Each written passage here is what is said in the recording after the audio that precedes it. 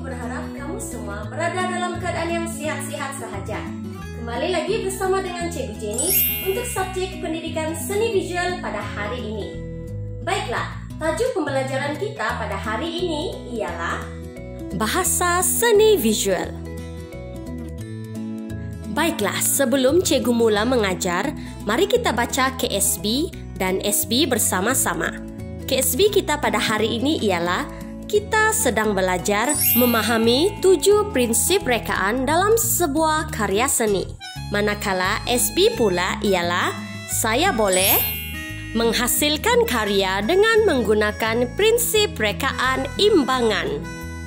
Terdapat beberapa istilah khusus dalam bidang pendidikan seni visual. Istilah ini dinamakan bahasa seni visual.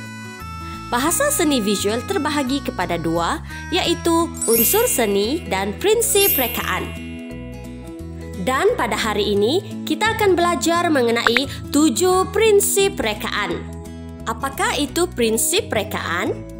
Prinsip rekaan ialah asas pengolahan unsur seni untuk menimbulkan gambaran sesebuah karya seni visual. Terdapat 7 prinsip rekaan, yaitu harmoni, kontra, penegasan, imbangan, ritma dan pergerakan, kepelbagaian dan kesatuan.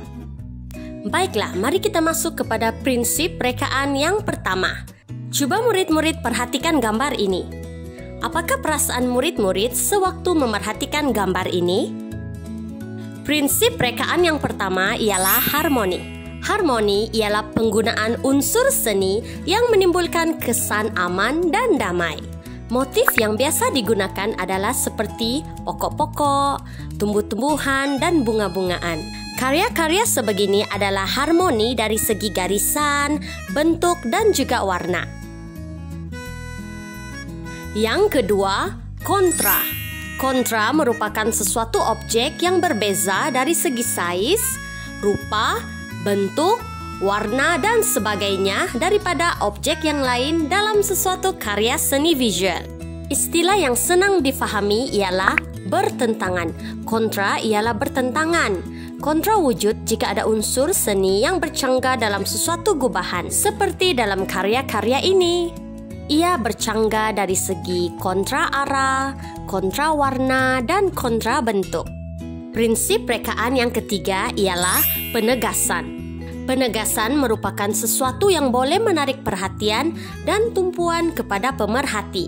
Seperti dalam gambar ini, terdapat hanya satu bunga yang sangat besar berbanding yang lain. Dan ini adalah contoh-contoh karya seni visual yang mempunyai prinsip rekaan penegasan. Baiklah, prinsip rekaan yang keempat ialah imbangan. Apakah itu imbangan? Dalam suatu karya seni visual, imbangan merupakan keadaan yang menentukan kedudukan yang sama atau sepadan dari segi berat dan pemberatan. Terdapat 2 jenis imbangan, yaitu imbangan objek simetri dan imbangan objek tidak simetri. Coba murid-murid perhatikan gambar E dan gambar B. Gambar E merupakan imbangan simetri kerana bahagian kiri dan kanannya adalah sama dan ia sepadan dari segi bentuk dan pemberatan. Manakala gambar B pula merupakan imbangan tidak simetri kerana ia tidak sama di bahagian kiri dan kanannya dari segi bentuk dan pemberatan. Mudah saja untuk mengetahui sama ada karya seni itu mempunyai prinsip rekaan imbangan atau tidak. Gariskan di bahagian tengah karya Anda atau lipatkan karya kepada 2 bahagian. Kemudian perhatikan bahagian kiri dan kanan karya Anda. Seterusnya, prinsip rekaan yang kelima ialah irama dan pergerakan ataupun biasa dipanggil ritma dan pergerakan. Irama dan pergerakan dalam seni visual adalah suatu keadaan objek yang kelihatan bergerak, memancar, bergegar, dan sebagainya secara ilusi. Seperti dalam gambar ini. Prinsip rekaan, irama, dan pergerakan juga boleh memberi kesan lebih realistik terhadap karya seni yang dihasilkan.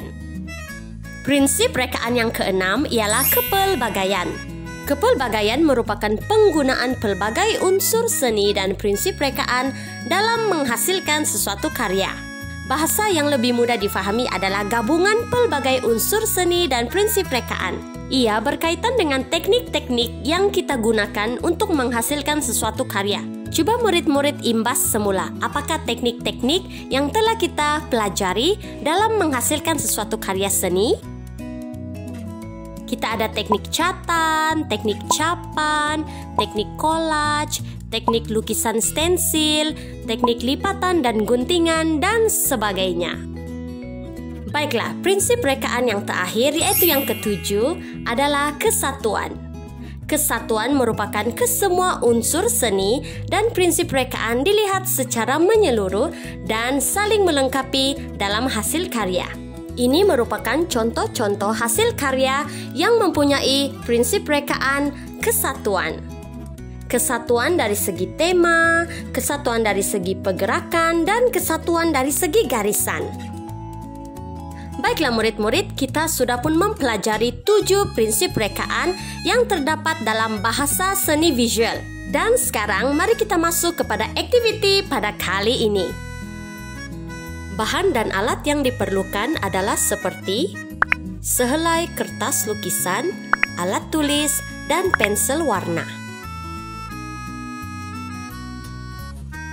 Baiklah, langkah yang pertama, murid dikehendaki untuk melukiskan gambar ataupun motif yang disukai.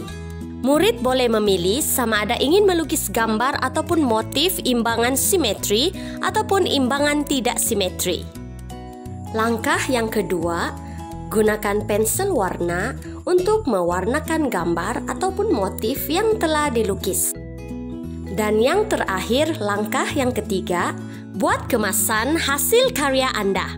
Murid-murid juga boleh membuat penilaian terhadap hasil karya sendiri, sama ada ia adalah imbangan simetri ataupun imbangan tidak simetri. Baiklah murid-murid, itu dia aktiviti kita pada hari ini. Baiklah, cikgu percaya melalui video ini, murid-murid akan dapat menyiapkan aktiviti ini dengan baik dan seterusnya menghasilkan karya yang menarik. Setelah selesai, jangan lupa untuk menghantar hasil karya murid-murid kepada cikgu melalui aplikasi Google Classroom. Baiklah, sekian saja pembelajaran kita pada kali ini. Kita jumpa pada minggu hadapan. Bye!